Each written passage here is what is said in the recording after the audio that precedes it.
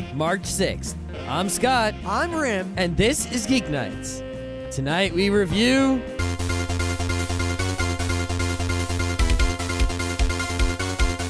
Phoenix Wright. This past weekend was a mighty good weekend of gaming, I must say.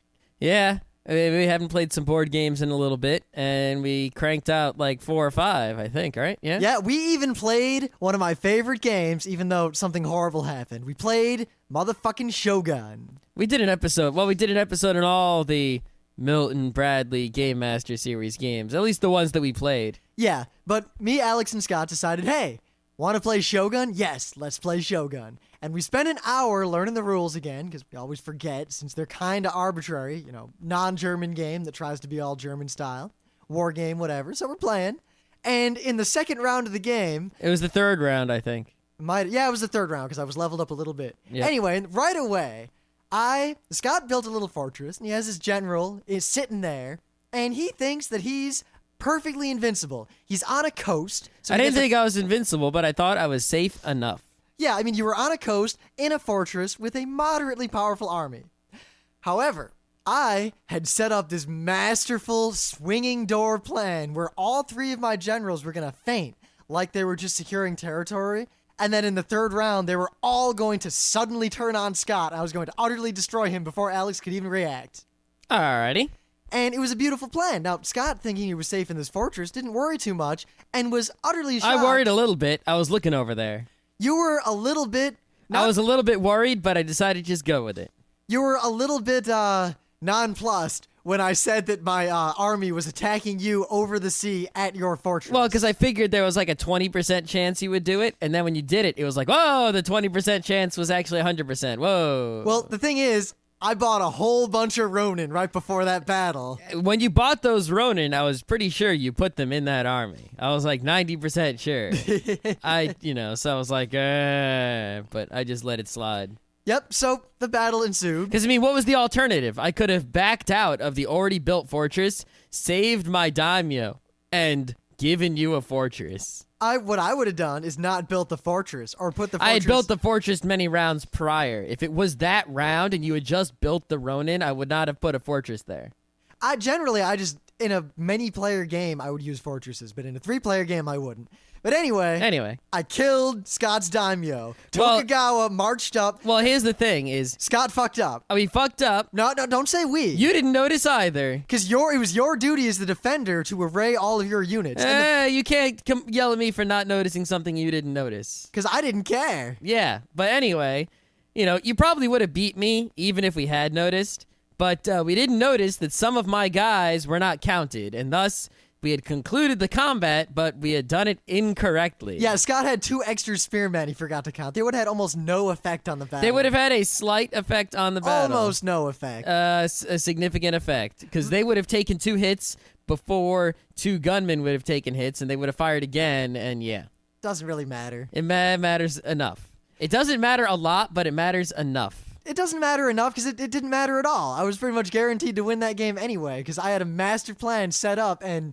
That has nothing to do with it. The point was Rim refused to recalculate the battle. That was not correct. And rather than play a screwed up game... Well, it was more complicated than that. Because you see, what happened was... we couldn't replay the battle because I didn't remember exactly what was in the army when I started. Aren't you the combat. One always claiming that your memory is so vastly superior you couldn't remember something from 2 minutes ago? I never really claim my memory is superior. In fact, I'm actually fairly forgetful. Hence, I forgot how many units were in that army. All right, well, now I got that recorded for future use. Now, the interesting thing was that Scott admitted then that even if he hadn't screwed up the combat, he would have quit the game anyway. No, I might not have. No, you said very clearly, and I have Alex to back it up, that once you lost one of your 3 armies, you decided that the game was not fun and not worth playing, and you were going to quit. The game, the fun of the game did significantly decline at that point. Yeah. Either way. I just think you have bad taste in war games. Whatever. I mean, you like battle lore. The thing is, Shogun is really fun. It's a lot of fun. But The problem is it's not fun for if you're losing and you're Scott. No, it has nothing to do with losing. Even if you're winning, the game is not fun after like 3 or 4 rounds. See, I disagree. It's not fun from beginning to end. It's sort of like Risk, where it's disagree. fun and that's not fun. I disagree. Every time I've played, it's been fun all the way to the end, whether I was winning or losing. Well, every time I've played, it has been not fun about a third way through the game. I think that's usually because you end up with one daimyo hiding in the corner. No, of I've won fortress. Shogun at least twice. And it was still not fun. Anyway, Scott quit the game, so Alex and I pissedly had to stop because there's no way we could continue playing. Well, I mean, is the dilemma, right? Let's say there's 3 people playing a game, right? And everyone is enjoying the game. Then suddenly something happens. It doesn't matter what it is, and now one person is no longer enjoying the game. In fact, it would be unfun. It would be upsetting to them to have to continue playing the game. Obviously that person would be very nice if they would, give some self-sacrifice to suffer for the entertainment of the 2 people who would still like to continue playing the game.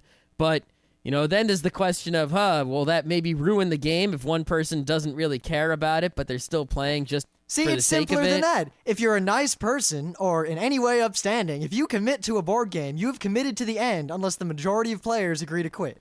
So if you renege on that, then you're a jackass. That's my standing. An ass you may be, but if you were the guy, would you do it? Would you keep playing? Yes, I've kept playing many times in a game where I'd already lost and I didn't care, or I was otherwise not having fun for whatever reason, because I would not renege on something that I had committed to. I don't know. It's tough. Maybe, there were some other factors. Like, if we had not messed up the battle and I was still losing and still not having fun, I might have continued to play. Also, if it was earlier in the day, I might have continued to play as well. Whatever. The point is you quit and we couldn't play our game. That's true. Because it wasn't fun anymore. More importantly... And fuck you.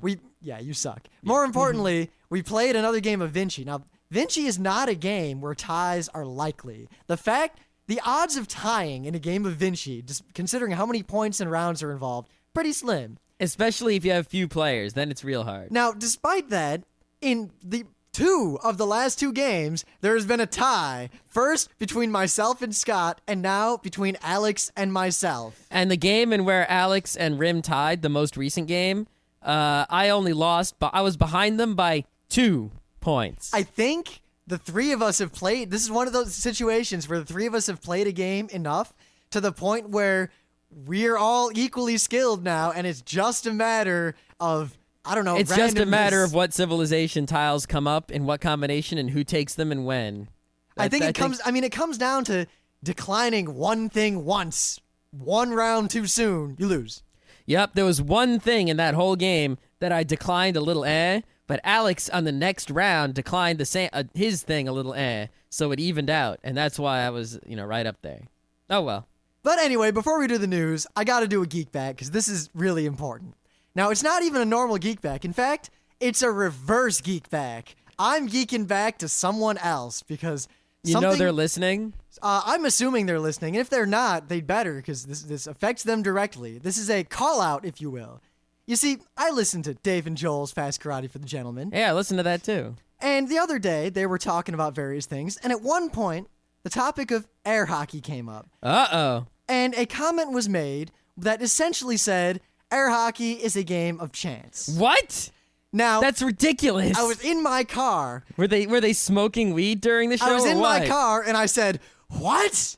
And I rewound it. I listened again to make sure that they had actually said that. And then I stopped listening and I stewed about it for the rest of the day. All right. If air hockey is a game of chance, then if any 2 people on Earth, any 2, play against each other, right? Any number of times, then they will each win about half the time, assuming the table is symmetrical and working and such. Now, you could even make allowances, like they might have actually meant that it's largely chance and a small bit of skill, in which case, still, the odds of winning or losing are maybe 60-40 at most.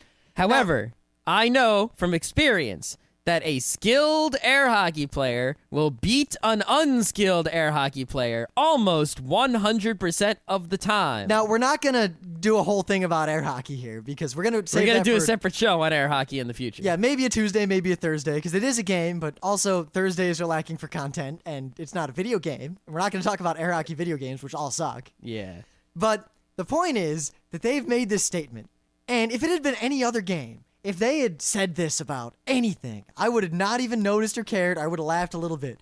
But it just so happens that I'm really good at air hockey. Scott is also really good at air hockey. We're both really good at air hockey. Now, lately, I've been on the uptick, and I've been winning more than Scott, but there have been times when the opposite has been true, and there will be times again when the opposite will be true. We oscillate back and forth, but no one else can beat us except professional air hockey players. Yeah, yes, basically, they do exist. if me and Rim play each other in air hockey, we don't know who's going to win, and it tends to go in streaks. But if we ever play any of our friends in air hockey, they have never beaten us. We have pretty much undefeated against our friends in air hockey, except each other. Yes, now granted, in some ways that's the small pond syndrome. I mean, until I got to RIT my sophomore year, I was in my life undefeated at arcade air hockey. And then Luke Morgan beat me, and I realized that I had been playing against chumps up until that point. Well, he didn't have a high skill at air hockey. He had a cheap and clever strategy. He was sort of like a punch-out boss, like Soda Popinski. He's not dangerous. Once you learn his pattern, you can beat him. But his pattern's tricky if you don't know it yet. Yep, and it worked on me, and I couldn't believe it. And I came back, and Scott and I trained and trained. And once he figured out the pattern, he couldn't win anymore. Yeah. Like Soda Popinski. Since then, I mean, unless we enter an air hockey tournament, which there aren't any near us that we have time to enter. But suffice to say, long story short, Dave and Joel, I'm willing to put my money where my mouth is because you have already said that you believe this is a game of chance.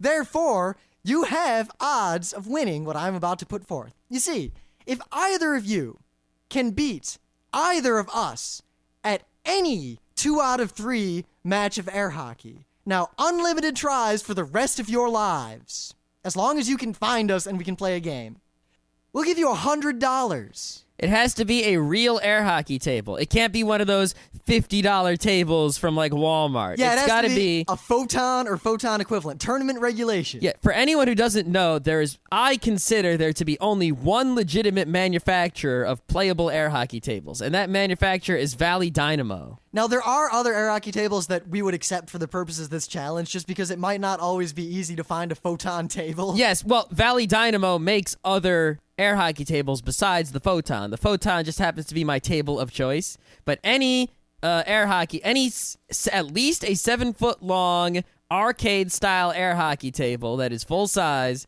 that is manufactured by Valley Dynamo and is in good enough working order will count. So thus, if either one of you can beat either one of us, it'll be $50 if you can beat me, and $50 if you can beat Scott. Now, anytime you play against us, if we win, you lose nothing. There is no stake of failure. If you win, however, you get the money. Now, there are 2 ways to go with this. You can only win the money once. You can't beat us again and again and again to take all our money. Granted, not that I'm too worried about that. No, now, not here's worried. the thing. Now, I thought, hey, if we put this challenge out, what if they decide to train and practice and become really good? And you know what? That proves my argument right, because that meant that you had to train to beat me. That meant that you answered your own question, and you said to yourself, Dave, I am not good enough to beat Rim or Scott. Therefore, I am going to train and add to my skill in order to beat them. Therefore, it is not a game of chance, and therefore, I win regardless of having to give you money. So basically, we pay you to have you be shameful of your previous statement. Of course, I also just want to play air hockey against you to prove to you in horrible fashion. I mean, people have watched us play air hockey against each other, and the matches last 10 to 15 minutes sometimes, because it's just nuts. But watching us play against anyone else, we're kind of assholes. We'll do things like, not gonna score, I'm gonna score right now. Bing! Yeah, I've played against a lot of people who can't shoot the puck straight into the goal from their side of the table. So I'll just be like, and I'll take my hands up in the air, and they can't put the puck in the goal, and then I'll stop the puck, and then they'll hold their disc right in front of their goal, and I'll be like, bounce it off the side in the goal. And be like, how'd that happen? Never mind my special move, which I actually overused against Scott. He can block it readily, but no one else can block my special move. Where you reach out across the table to hit. Not that. The one where I hit the side and put that English on it. Whatever. That fucker. Whatever. Now, That's we'll nothing. play whatever style you want. Clap or no clap. No, Yeah. it doesn't matter. Yep.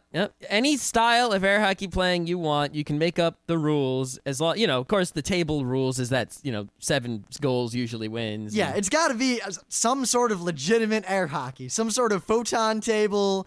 I don't know, clap or no clap. Clap, by the way, is where you pick up the paddle and drop it on the puck, which is illegal in most tournaments, but it's okay in the Midwest. Yeah. All right, I think it's enough about air hockey. Yeah. But yeah, anyone else out there who thinks they're good at air hockey, you should meet us and play air hockey. Yeah, we'll play a game of air hockey with you. In fact, if anyone challenges us to air hockey, we'll always pay for the game just to humiliate you. But then once you lose, you have to start paying to try again. Yeah. Yeah. Unless we really, because sometimes there's no one to play air hockey with. Sometimes. Partly because no one will play against us. All right, so news. All right, I got a quick news. Among the virtual console games to have come out on the Wii this week, special mention has to go out to Super Ghosts and Goblins, Ghouls and Ghosts. It's Ghouls and Ghosts, right? I think it's Super Ghouls and Ghosts. Because it was Ghosts and Goblins on the NES. Yep, and it's Super Ghouls and Ghosts. I'm pretty sure. I just want to say, fuck that game. Well, the thing is, Ghosts and Goblins for the NES is one of the hardest games ever. Yeah, granted, it wasn't unexpectedly hard for the era. I mean, I knew exactly what I was getting into when I bought that game, and I never beat it. It wasn't Silver Surfer hard, but it was pretty close to Silver Surfer hard. But yet I knew people who could beat it. Yep, Super Ghouls and Ghosts for the SNES, I think, was a better game, because I played both of them. And while it was also stupidly hard, I could get farther in the Super Nintendo game than I could in the NES game. Well, you see, I got all the way to the end one day. And there was no game facts back then. Other than a Nintendo Power, I didn't really know much about the games. I was just playing through it. I was getting good at it. And then I get to World 7 or whatever near the end, and Princess basically says, oh, by the way, here's a magic necklace. Now you gotta go beat the whole game again before you can fight the actual boss. Oh, and by the way, the game's twice as hard now. And I said, what? I've never even gotten past, level 2. So. I sold the game back to Funko Land that day. I was so pissed. All right. Granted, I kind of regretted that later because I realized that I still wanted to beat the game, but it was too late. But that moment of anger sealed the game's fate, and to this day, I've never beaten it. So who do you think should buy this game on the Virtual Console? If you like really hard, old-school platformer shooters. Okay. And when I say really, I mean really. Oh, really? Yeah, really. Butt sex? Okay. So... I think I did this as a news before when they first announced it, but now it is happening. You might know if you're a player of Steam Half-Life mods, of the game called CounterStrike, the most popular online shooting game. The game that for a long time single-handedly dominated the online gaming world. Well, there are 2 versions of Counter-Strike that you can play at the moment. There is Counter-Strike 1.6, which is a Half-Life 1 game, and Counter-Strike Source, which is a Half-Life 2 game, even though they're pretty similar, but also different in ways not noticeable by normal people, but very noticeable to gamers. Yes, in fact, a lot of people who have the capacity to play the newer version play the old one because they prefer it. Well, I announced a long time ago on the podcast a news about them adding advertisements to the old Counter-Strike. So, a means to make money off of something which has always been free. Alrighty. Well, guess what? Now, there's pretty much going to be ads in it. But only on 2 maps. On Dust 2 and Aztec. There will be ads. So in the non-Steam version, the old game? The Steam one has no ads. It's the old one that has ads. So only in those 2 maps? Yep. Just don't run those maps. I know. Or run modified versions of those maps. Run the old BSP. I don't know if you can do that anymore. I think they have the VAC. I don't know how the shit works. But maybe you could run modified versions of the maps. There's the only reason you couldn't run one is if other people connecting to you didn't have it. Yeah, I guess. And set it auto-download. There's no way that could work unless they broke Counter-Strike. I have no idea how it works, but they've got it. And it used to be that, some people would go into the beta test, to get the ads, whatever. I don't know why you would do that, beta test the ads, but... now it's not beta anymore, and everyone sees the ads, but all the ads are for other Valve stuff. They don't have any ads for other things yet. So you'll be walking around Aztec, and you'll see, buy Half-Life 2 today. Please buy Half-Life 2 Episode 1. See, the thing is, the only reason this is even an issue is because the way Counter-Strike is set up, it can't be played without their stupid authentication stuff. Mm-hmm. So, if, Quake 2...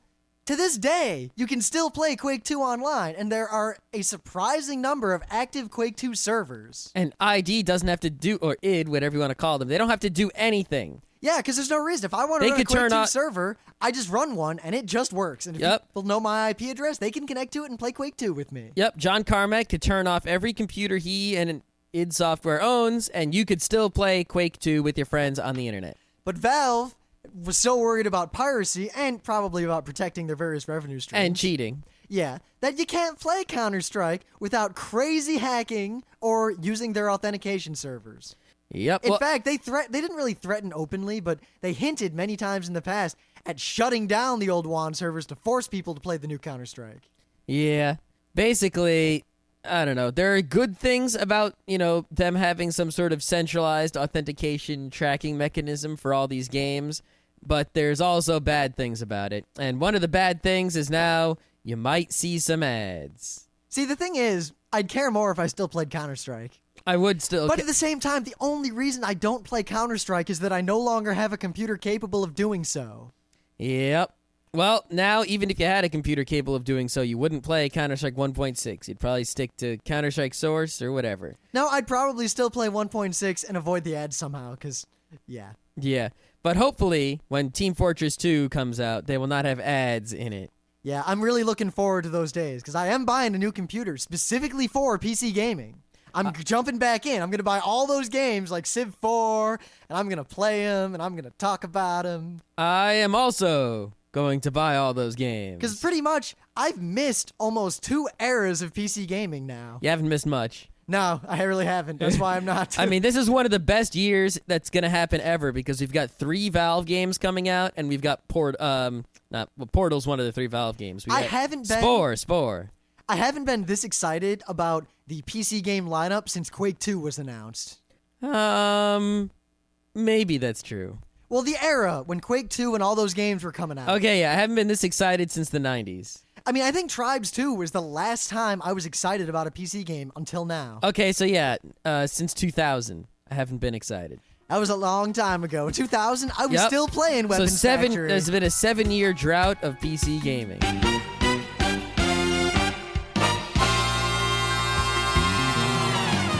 Things of the day. So, this is a video of someone analyzing with examples and video and everything almost every aspect of Super Dodgeball for the original NES that you could possibly understand, know, or care about while playing that game. I mean, it also, if you watch him play, it's basically a human-controlled speed run. I mean, he beats the game about as fast as it can possibly be beaten. I don't see anyone doing it any more efficiently or any faster. I mean, granted, the stuff he talks about is really interesting, but if you read the instruction book to the game, which was actually pretty thick, or if you ever looked at game packs, or if you actually played the game enough, it's nothing new. But if you're one of those people who just always sucked at this game, because the game isn't so intuitive, especially if you didn't have the manual, a lot of people never figured out how to throw those ground attacks as opposed to the air attacks or things like that. Yeah. I mean, I think one thing about this game is that while you can get all the information, that he says, it's hard to understand what that information actually means in terms of the actual gameplay. So when he says it and he shows you video of what he's talking about at the same time, it really helps you get a complete understanding of this game in about 5 minutes. Yes. I was also very pleased that he chooses the same loadout that I choose when I'm playing the single-player game. For the same reasons. He even says, I don't pick John because while his endurance is awesome, I don't need that because I don't fail to catch the ball. Yep. That is one problem with that game, is that there are these stats to make one team better than another, but humans can catch the ball no matter what player they're using or anything. So it's like, yeah, I mean, my brother and I got really good at this game as kids, and it would literally come down to when we were playing, no amount of playing would ever cause one of us to win, and the game would last over an hour until one of us got tired or just made a mistake. If I had made that game, the one thing I would have done differently to mix it up is I would have had the stats so that certain players, like one guy's really good at catching, so even if you push the button a little late or early, he'll still catch it. That would have been one, and some other players would be not so good at catching. So if you had anything less than perfect timing, they would be hit. Another thing I would have done is certain players would have had sort of a catch endurance. So like if they just caught the ball recently, like twice, And if they try to catch it on the next throw, it's going to be a lot harder, almost impossible. So you have to have someone else catch it. That way, I don't know. you have I would have made a stamina stat, and basically, when you get hit by anything, stamina goes down and comes up slowly, and you only take real damage when the stamina is 0. That's pretty good too. Catches drop stamina, but not as much as being hit, or maybe I got a bunch of ideas. Yep, I think what we can both agree on is that Super Dodgeball is an old NES game that needs a modern remake. Yes, because it was. That and River City Ransom are some of my favorite games ever. Pretty much every game made by what was those companies? I forget. And regardless, all those games are awesome. Yep. All the games that look like that, you all know what those games are. The soccer one and the other one. Yeah. Yeah, the other one. I forget. Anyway, so if you thought that going to the movies and seeing ads before the movie was bad now, well, it used to be worse. They're lucky that this was about something I have great nostalgia for.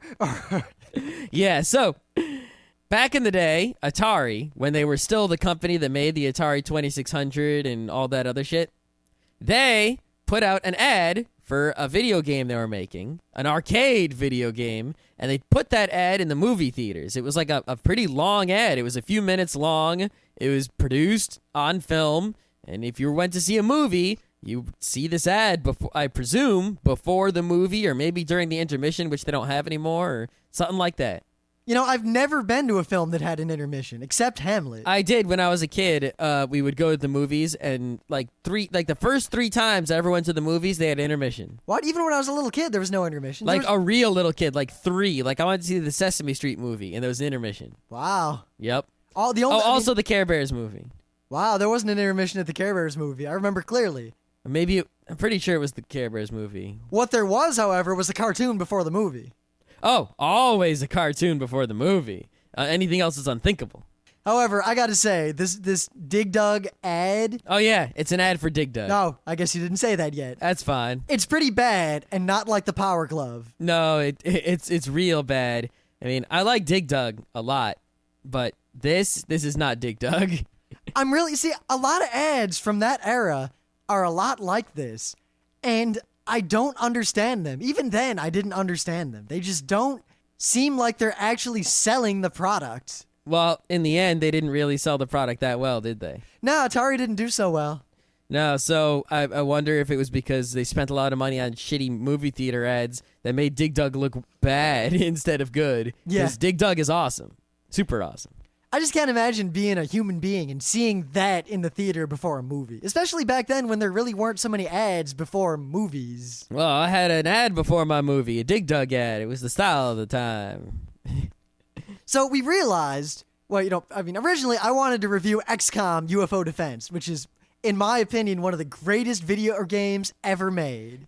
XCOM UFO Defense is a great game. However, I have not played it that much because, I didn't have it back in the DOS days, and I'm not going to play it anytime soon. Yeah, for me, it was actually the first game that wasn't shareware that I ever got. Whoa. However, I got it pirated. Whoa. Someone just gave it to me on some discs. Crazy. And they gave me a piece of paper, and they said the codes to start the game are on this piece of paper. And I remember thinking to myself, that seems silly. Why would they do something like that? I thought the same thing. I had no concept of you tried piracy. to play Star Control 2, there was this big star chart, and you had to find a star at certain coordinates in order to get the game to work. Quest for Glory 2 is one of the few games that did it right.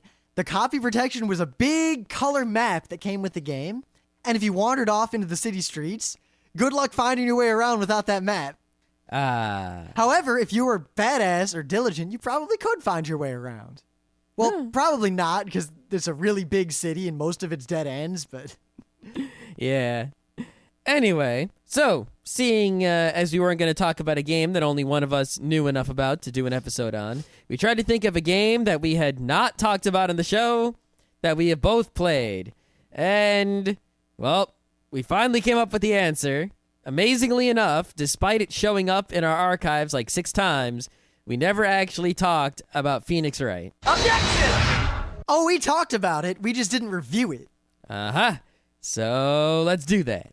So, Phoenix Wright, I'm sure many of you are aware of it, but very briefly, for people who haven't actually played it, Phoenix Wright, known in Japan as Gyakuten Saiban, is a game about lawyers. You're a defense attorney named Phoenix Wright, and you defend people who are always innocent against evil prosecutors who are always evil. Now, the game is called Gyakuten Saiban in Japan because that means turnabout courtroom, that's basically what the game is about. You have these court cases, and at some point in the case, everything turns about. Sometimes it turns about a lot, sometimes it turns about a little, but every case looks like it's going in one direction, and then sometime near the end of the case, right before you solve it, everything you think is wrong, and the whole thing gets turned on its head, and the answer becomes apparent, and hooray. It's awesome. Depending on how smart you are, you might figure out what the turnabout's going to be before it happens. In which case, it doesn't feel like there's much of a turnabout at all. It just kind of feels like you figured it out. Yeah, the second game hasn't been doing it for me in that regard yet, but I don't know. Maybe it's because I haven't been playing it in one straight shot like I did the first game. Yep. Well, in Japan, there are 3 GBA games. I think they're all GBA games. I don't know. And there is a 4th one that is coming soon or is about to be out. I'm not sure. Way to have the information. Yeah. There's basically each one has 4 episodes in it. So there are 12 episodes in a whole series, and as soon as the 4th game comes out, presumably there will be 16 episodes. Now, in the US, they gave us the first GBA game as a DS game. In addition, they added a 5th episode to it. The 5th episode in the first Phoenix Wright in the US was not in Phoenix Wright 1 and the GBA in Japan. And that's pretty obvious once you play that episode that it has nothing to do with the first 4 episodes. Well, also, considering that it uses the DS straight up, and there was no way you could have done that on a GBA. Yep, all the other episodes, except for episode 5 and the first Phoenix Wright, don't actually use any special DS features. All they do is let you play this otherwise GBA game with the DS stylus, which actually makes the game a lot more awesome and easier to play, but that wasn't the way the game originally was, and it's not necessary, but it makes the game fun. I like it.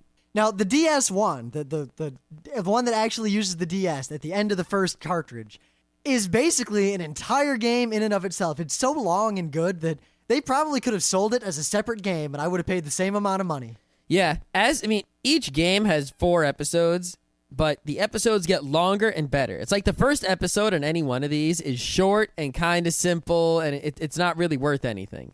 And the second one is kind of moderate, like, okay. Then the third one is like a real deal episode, and the 4th one is always some incredible, crazy climax episode that's really long. It's probably multiple days of trials, of one trial, and crazy things happen, usually involving the plot. What they tend to do is each of the episodes in any particular instance of the game will be separate. This is a story of this killing, that killing, some other killing. They're unrelated. But there will be this sort of background plot that is in the first 3 episodes. Like, something else is going on. Ooh. And then in the 4th episode, they'll deal with that. And it's like, whoa, they're dealing with the plot that they've been alluding to the whole time. Holy crap. How'd that happen? Now, the game itself, every bit basically gets broken up into one of 2 types. You're either collecting evidence and interviewing people, or you're in the courtroom. And they're both kind of equally awesome in different ways. Yeah, it really sometimes feels a lot more like a detective kind of Carmen Sandiego game than it feels like a lawyer game. Yeah, it definitely has CSI syndrome, where you're a defense attorney, and you're the detective, and you're the forensics guy. Even though there's a detective and a forensics guy, but they don't do much. Yeah, the justice system within which you are working in Phoenix Wright is insane. Effectively, prosecutors exist to get a guilty verdict regardless of whether or not someone's actually guilty. And the judge will just say guilty at the drop of a hat. Yeah, the prosecutor will say something like, I can't think of anyone else who could have done this crime, therefore, guilty. And the judge would say, I don't see anything wrong with that argument. And then you, as the defense attorney, if you don't open your mouth, it's just guilty right there and then. You got nothing. You got to keep saying stuff to prevent the guilty verdict. It's like guilty until proven innocent, which is why that's not how our court system works, because it would be very bad. Yep. Also, the detective, the police officers involved, basically work for the prosecution, and their job is to make sure the prosecution gets a guilty verdict. It really sucks for the defense attorney, especially since most of the time your clients are innocent. Or else, what would be the point of having you play a game as a defense attorney with guilty-ass clients? Grant, that could have been really cool if you've got a client and you're trying to defend him, and they're in the end they are guilty. And oh shit, so that would be crazy. yeah, especially if you got him off anyway. Yeah. Now, the game, I mean, the two parts. The way the game works is basically dialogue boxes with text, characters in front of you talking, evidence areas where you poke around and look for stuff, and then the courtroom, which is a whole separate thing. So you run into a person, and there'll be, like 1, 2, or 3, or whatever number of things you can ask them about. And they'll give you interesting answers. Sometimes things you ask them will open up more things you can ask about. Sometimes things they say will become evidence you can use later. Yep. The other thing is you have this bucket of evidence. You can look at the evidence at any time. You can read about it. You can collect more of it, and you can show it to people. And that always gets pretty fun because you'll walk up to someone and you'll be like, all right, and you'll show them every piece of evidence. And sometimes you have to show them a piece of evidence to get them to say something that you need to continue with the game. But sometimes you'll just show them something and they'll say something interesting. But most of the time they have a default thing they say, which is annoying. Yep, that definitely seems to be the primary punishment mechanism of the evidence gathering thing. That anything you do that is wrong just wastes your time and annoys you, but it doesn't hurt you. It's really hard to lose at Phoenix Wright. It's possible, but hard. I lost once because I wasn't really paying attention in, I think it was the 4th one of the first game. And I wasn't paying attention, so I used up a bunch of my strikes early on. And then I got to an actually hard part, and I had 1 strike left. I was like, basically, you have this sort of in the first Phoenix Wright in the U.S., you have these strikes, and every time you screw up in court, like if the judge says, "Show me the piece of evidence that proves X," and you show the wrong one, you get a strike, and then you have to try again. And if you get too many strikes, it's guilty and you lose. In the second Phoenix Wright, you have this health meter. And whenever you screw up, depending on what you screw up, like a little screw up, it'll go down a little bit. And a big screw up, and it'll go down a lot. But then they added in this feature for the second Phoenix Wright game in the US called the Psych Lock. These are really cool. Say you're talking to someone, and suddenly they get all defensive about something.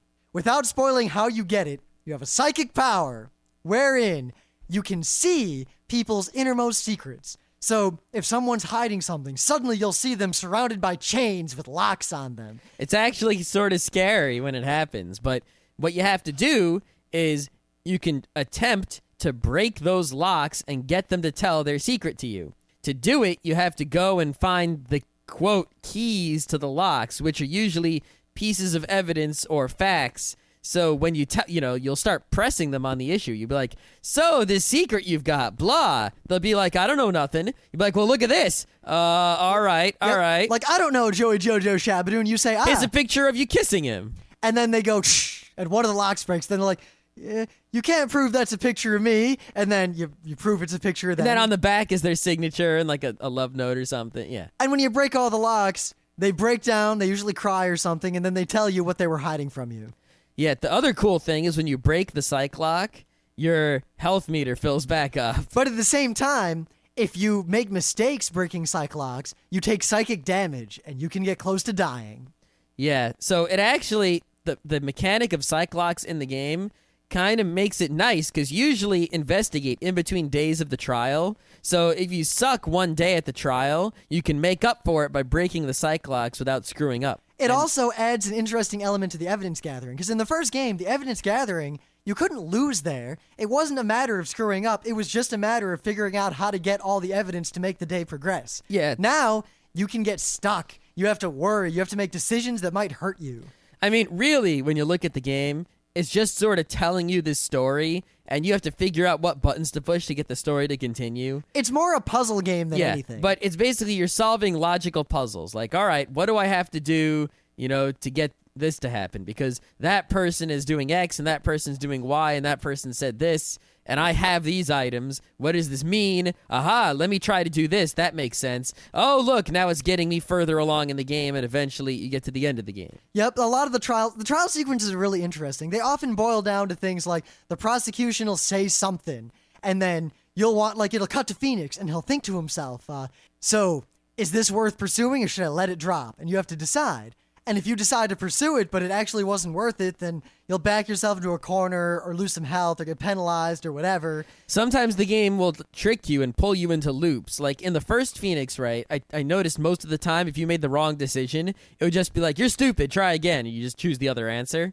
And the second Phoenix Wright, like, say you bluff, you don't know, and it's like, should I press further? And you're like, yeah, this is important, I'm gonna press. It'll let you keep pressing. So then the judge will be like, all right, show me the evidence that this is important. And now it gives you the evidence thing, and you're like, And you choose different pieces of evidence, and they're all wrong because it was a trap, and you actually should have said no. But if you say yes and you don't realize that you were stupid, you're just gonna keep presenting evidence till you're blue in the face and you die. So don't think that this is a lawyer game. It is actually a puzzle game. If you like Carmen Sandiego with plot, then you'll like Phoenix Wright. And if you want to learn a lot about something that isn't real, as opposed to learning geography. Yeah.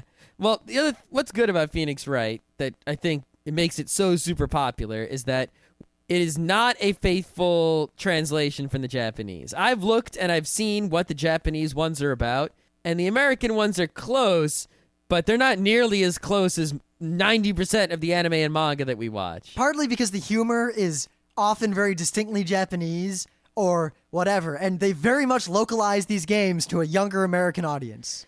But they localize them well. It's like what they brought over here is, the way they translated it and rewrote all the dialogue is not the way it was in Japan, but the way it is good. It's kind of this equal but different thing. Yep.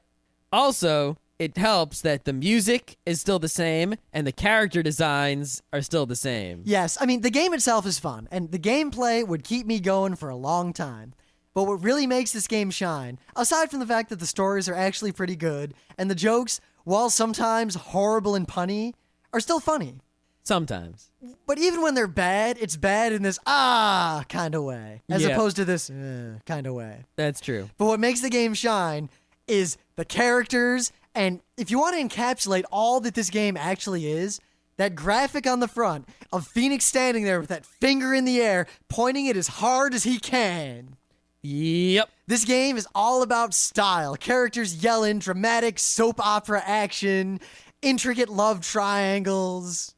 Yeah, if you like choose your own adventure books, you'll probably like Phoenix Wright. Yes. Also, I mean, Phoenix Wright, I think, would make a fantastic anime. I think there's a manga coming out, at least in Japanese. I want an anime. I don't know if it needs an anime. No, not a whole. It doesn't need a 26-episode show. It needs like a 1-episode OAV.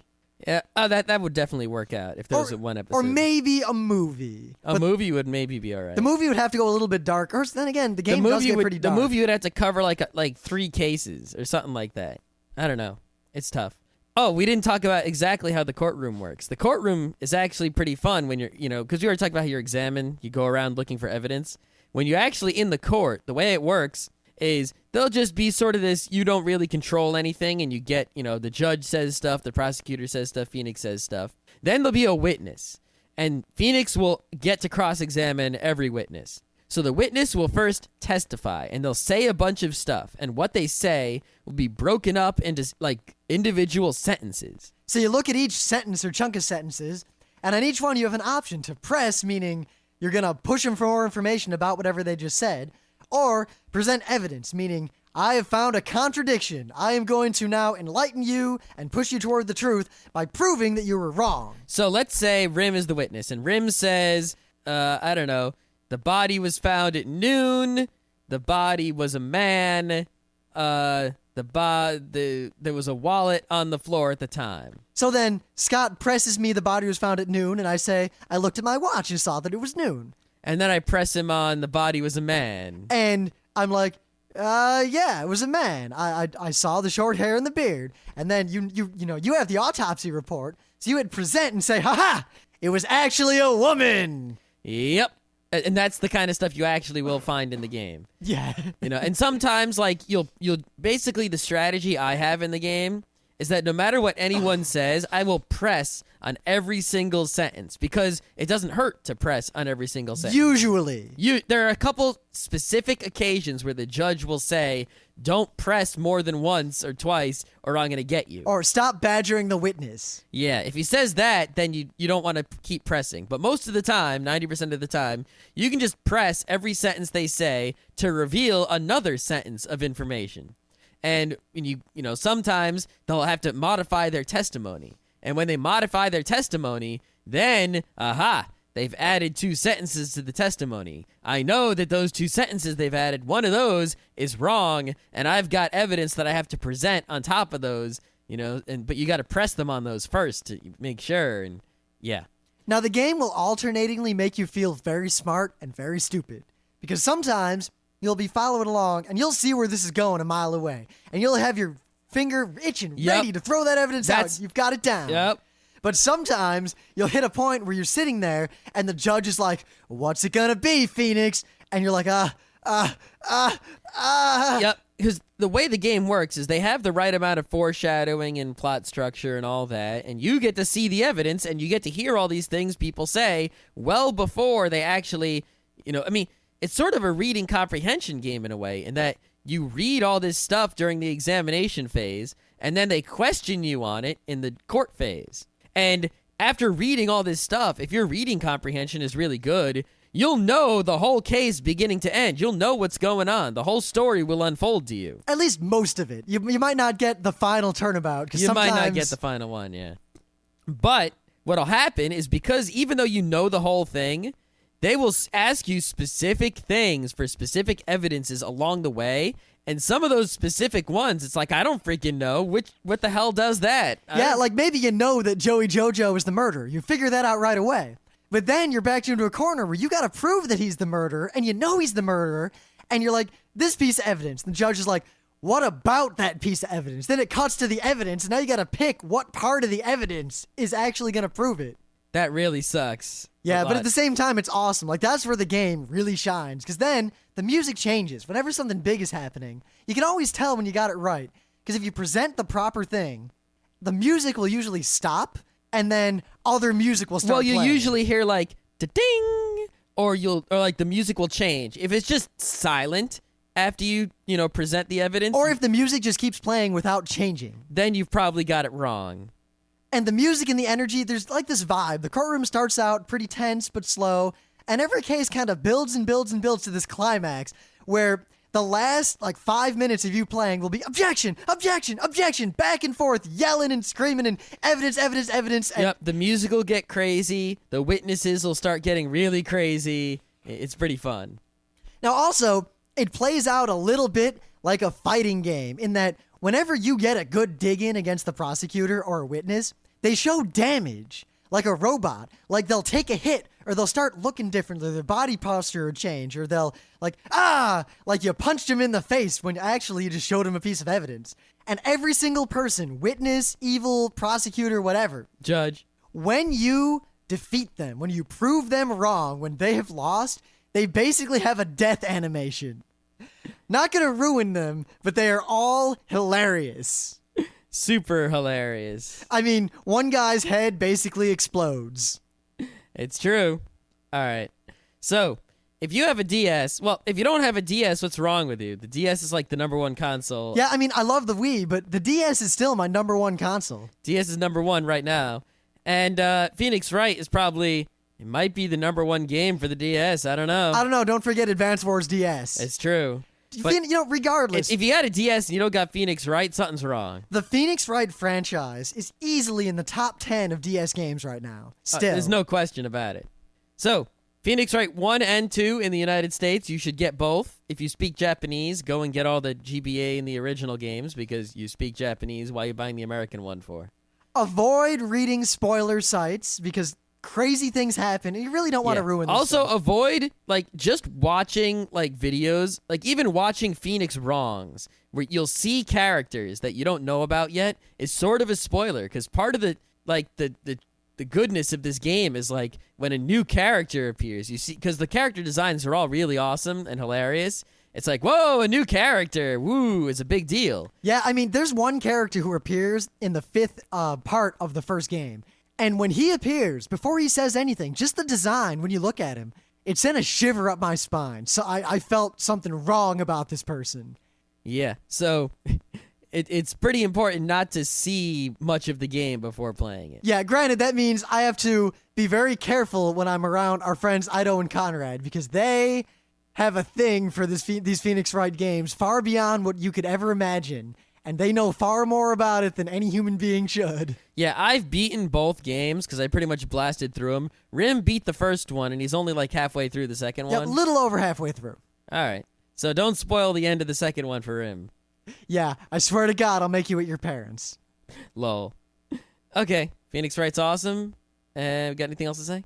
No, that's about it. I was thinking of starting a contest for Tuesdays, but we already got those contests going for Wednesday and Thursday, which, by the way, we've gotten a crazy number of entries for. So, if you want to win, you better step up. Yeah.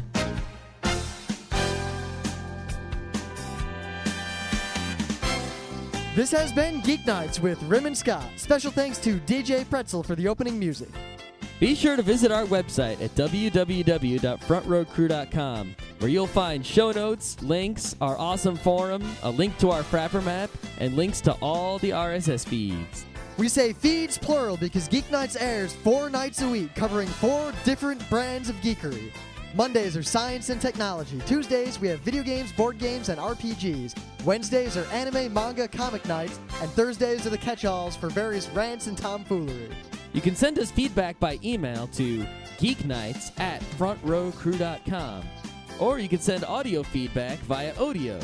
Just click the link that says Send Me an Audio on the right side of our website. If you like what you hear, you can catch the last 100 episodes in iTunes or in your favorite podcatcher. For the complete archives, visit the website, which has everything. Geeknights is distributed under a Creative Commons Attribution Non-Commercial Share-alike 2.5 license.